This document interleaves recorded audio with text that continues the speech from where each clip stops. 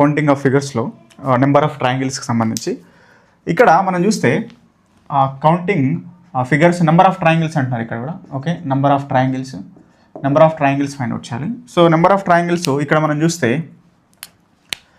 ఇది triangle 1, triangle 2, triangle 3, triangle 4, 5, 6. Okay, ఆ తర్వాత 7, 8, 9. ఓకే, ఇంకా ఈ పెద్ద ట్రయాంగిల్ మనం తీసుకుంటే ట్రయాంగిల్ 10 అనమాట. ఓకే, సో దాంతోపాటు ఇంకా 3 ట్రయాంగిల్స్ కూడా మనకు ఉన్నాయి. చూడండి, ఇది ట్రయాంగిల్ 11, దాంతోపాటు ఇది ట్రయాంగిల్ 12 అండ్ నెక్స్ట్ ట్రయాంగిల్ 13 అనమాట. సో ఇట్లా మనకు మొత్తం 13 ట్రయాంగిల్స్ ఉన్నాయి. ఓకే, సో ఇది దీనికి సంబంధించి.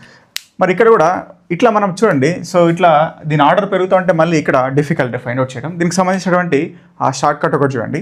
దీని ఏం చేస్తారంటే ఇక్కడ ఇది ఒక బేస్గా తీసుకోండి. ఇక్కడ చూడండి, ఇది ఒక బేస్. ఓకే, సో ఇదొక బేస్ 1, బేస్ 2 అండ్ బేస్ 3. కాబట్టి ఇక్కడ షార్ట్ కట్ ఏంటంటే బేస్ స్క్వేర్ ఇంటూ 2 మైనస్ 5 తీసుకోండి. Base square, number of bases ఉన్నాయి ఇక్కడ, 3 బేసెస్ ఉన్నాయి కాబట్టి. Okay, so 3 square into 2 minus 5 అనమాట. కాబట్టి సో 9 ఇంటూ 2 18 మైనస్ 5 ఇక్కడ 13 అన్నది ఇక్కడ answer.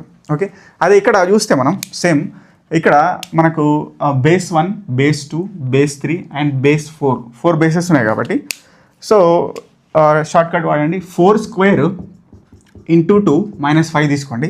Okay, so 16 to the 32 minus 5. Okay, which is equal to 27 is the answer.